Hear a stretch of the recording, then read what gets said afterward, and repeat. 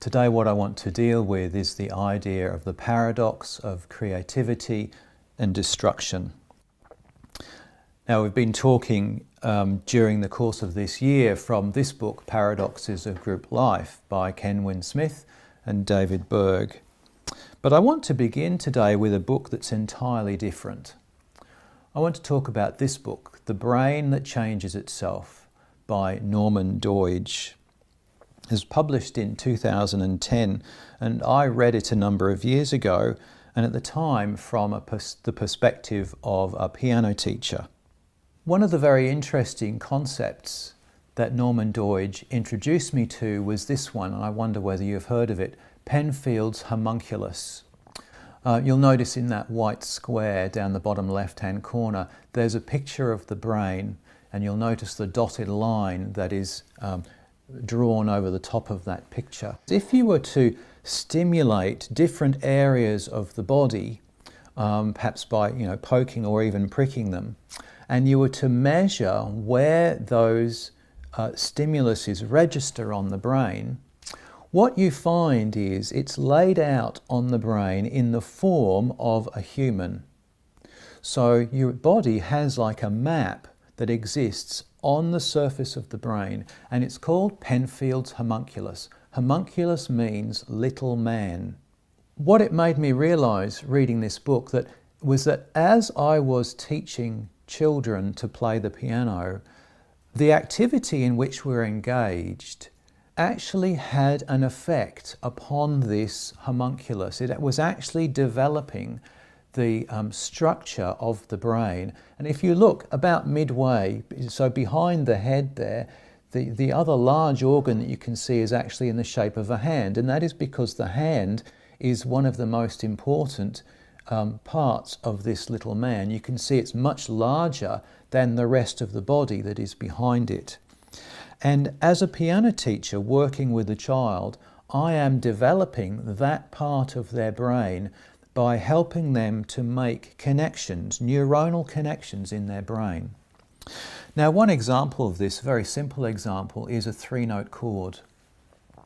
So for those of you who can't read music, on the top right-hand side there, I have just taken a photograph from a piece of music of a three-note chord. You can see those three dots, one above the other in those spaces.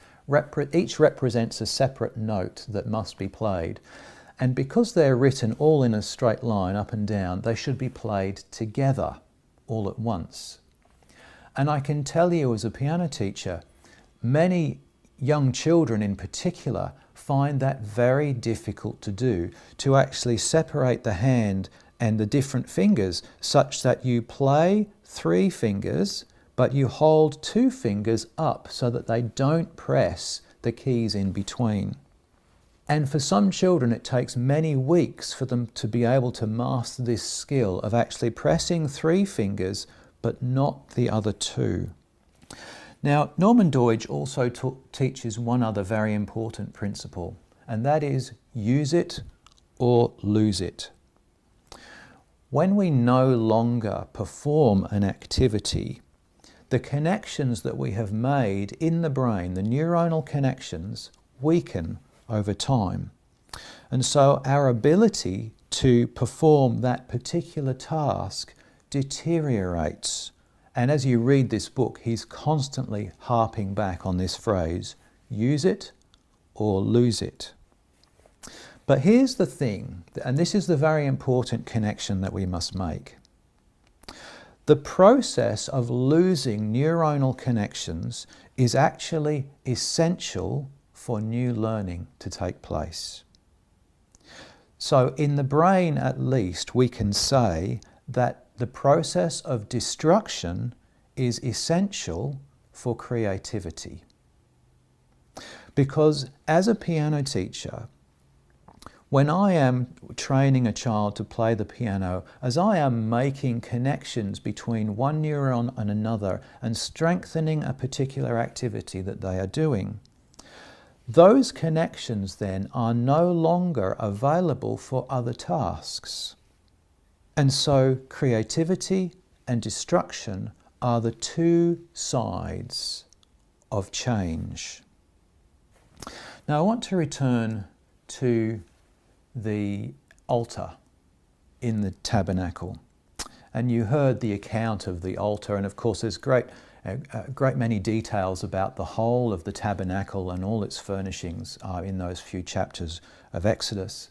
But I wanted to turn your attention particularly, as I mentioned before, to verse 3. You shall make its pans to receive its ashes, and its shovels and its basins and its forks and its fire pans. You shall make all its utensils of bronze. And I found what Swedenborg had to say about this passage very, very interesting indeed in this context. And of course, when we're talking about the ashes, we're talking about the burnt remains of the offering that has been given to the Lord. And the fact that these must be cleared away for the altar to continue to serve its purpose. So I want to read for you from Heavenly Secrets. This is paragraph 9723. Quite a long section, but I think it's interesting and it's worth hearing what Swedenborg says. Ashes means the kinds of things which remain in a person's natural or external memory after they have served their purpose, and which must be removed lest they get in the way of other things which come later to serve further purposes. From early childhood right through to the end of his life in the world, a person is being perfected in intelligence and wisdom. And if all is to go well for him, in faith and love. Items of factual knowledge contribute primarily to this end and purpose. These items of knowledge are absorbed through hearing, seeing, and reading, and are deposited in the external or natural memory. They serve inward sight, or that of the understanding, as a whole field of objects from which to choose and draw forth such as will help to make the person wiser. From the many different items there, it chooses and draws forth such as are suited to its own love. It summons them from there and deposits them in its own memory, which is the internal memory. This is how the life of the internal man develops, along with its intelligence and wisdom. After the items of knowledge or the cognitions of good and truth in the external man's memory have served that purpose, they disappear, so to speak, from that memory. They are like the things taught to a person which have served since early childhood as the means to perfect his private life and his public life. After those things have served that informative purpose, and the person has begun to live as they direct, they fade from the view in the memory. Only the practice of them remains. In this way, a person learns to speak, learns to think, learns to discriminate and form opinions, learns to be honourable in dealings with others and to behave politely. In short, he acquires languages, good manners, intelligence, and wisdom. So I want to give you some examples of ashes. I wonder if you remember learning to read. I wonder if you have ever taught anybody to read. Now, if you think about it, it should be easy, shouldn't it? At one point in your life, someone taught you to read. Surely you can just remember that lesson and simply pass it on to someone else. Do you remember how to teach someone to read? Well, no, you don't, do you? We actually have to learn to teach reading because we don't remember the process of being taught. We only remember how to read. And this is an example of the ashes. I might think also about the creative task. Whenever you are creating something, one of the important things you must do is clearing away a lot of extraneous things. So I might think of writing a sermon, for example, as today. Many ideas pop into my head, many useful, interesting things that I might say, but the process of creating a sermon is very often one of clearing away what I don't need and focusing on what I truly do need. And it's very easy in the creative process to kind of get lost with all of the ideas and details that come to your mind. So it's not as though you've got nothing to say, particularly in a sermon. It's more that you're spoilt for choice and you must discern wisely what are the things that ought to be said. When I think about music theory often provides the scope and the stimulus for creative freedom. But a melody which is written only to stick to the rules of music theory can become perfunctory and uninteresting. So creativity begins by learning the rules, but then learning to throw them out at the appropriate time. And this is what makes the great composers so great. You think of Mozart, for example, or in terms of melody writing, I think also of Tchaikovsky, who was a great melody writer. These are people who absorbed the rules, they learnt them, and they became second nature to them, such that when they come to the creative process, they embody the rules so fully that they no longer need to think about them and they break them easily and appropriately. And so they're able to create these great melodies. When we think about raising children, and especially as they come into teenage, rail against the rules, don't they? You know, everybody else is allowed to do this, why aren't I allowed to? They want individuality and they want their freedom from their parents. And as parents, we watch this process take place with some difficulty. And we have to, at times, reimpose the rules. And one of the things we learn, interestingly, about children, although they rail against these rules, they actually need them to feel secure. And where a child, say, rails against these rules, and as a result the parent just capitulates and says, oh, whatever you want, my dear, they are left in a weakened and a troubled state. They actually need that sense of boundaries, and part of that railing is to test where the boundaries are. Where am I secure? What can I trust? What is known about my world? But on the other hand, of course, what we realise as parents is our job ultimately is not to teach the rules. Our job as parents is to bring our children to a state of individuality and freedom. And there comes a point in every child's life where it is no longer appropriate to rule their life in the same way. So we, Pam and I, have adult children now. It would not be appropriate for us to demand the same attention and respect and the same rules of our children as we did 15 or 20 years ago. So we have to remember this order is very important. The rules are important, but which rules and which serves, which principle is most important?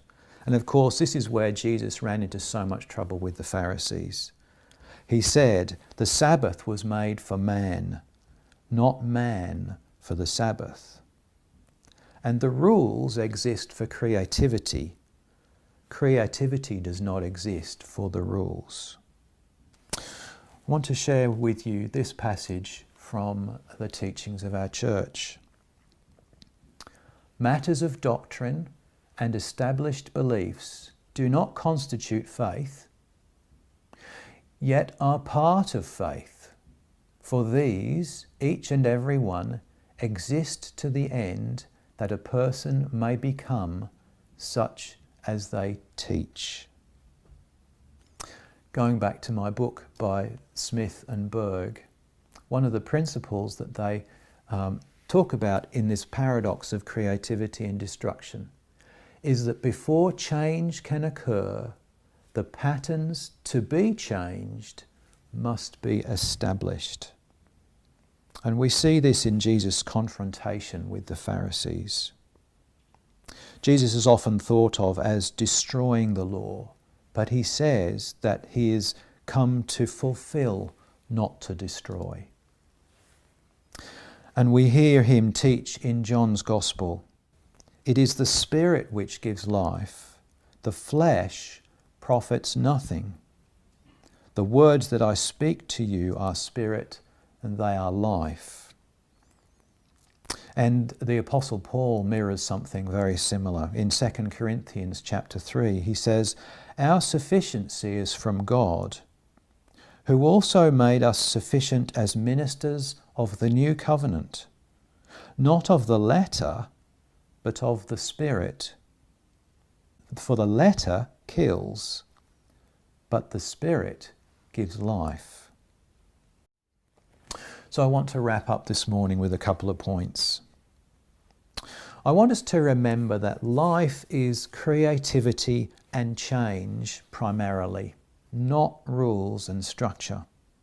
Now, we do need to remember that the rules are essential in serving creativity. We do need rules. Still, we'll all reach a point in our development where we will surpass them and we will replace them with other rules. New rules must come into force. Swedenborg talks about a link between this creativity and destruction cycle and regeneration. There's a passage where he refers to the old man and the new man within us, that these are forces that are fighting one another, and he even says that it is a fight to the death. That with new life there is destruction that must take place in our lives. One of the most important things that I think I learned from Smith and Berg's book is what they call splitting the paradox. It's the natural tendency that we all have. You know, we talk about creativity and we imagine something very positive and valuable. We talk about destruction and that sounds very negative and harmful. But what we must remember is that these are actually two sides of the same coin. You cannot have one without the other. But what we tend to do in our natural lives is split the paradox. We tend to imagine that I am the creative one and you are the destructive one. It helps me to feel better about myself because it allows me to deny my own destruction. But it really masks the reality that both sides are and indeed must exist within me. It means that I tend to treat you as the enemy. It means I tend to question your motives, but of course I never question my own. It means that I tend to elevate my opinions as more valuable, more positive, more constructive, and I tend to see yours as the negative ones that ought to be shunned. We see this, don't we, in the state of politics in our modern world today. I really yearn for a politician who is able to come out and say how valuable the other side's contribution is. Not that they will necessarily give up their beliefs or what's so important to them, but just to acknowledge the value that another human being can add to the debate just by having an opposing opinion. Now, of course, this is something that I am guilty of myself, and I can look back on my life and think, yes, there are times when I have done this. But what I'm urging each of us to do is to hold the paradox together, to remember that we are all part of this creativity and destruction cycle that must take place for us to move on, for us to change, and for us to grow.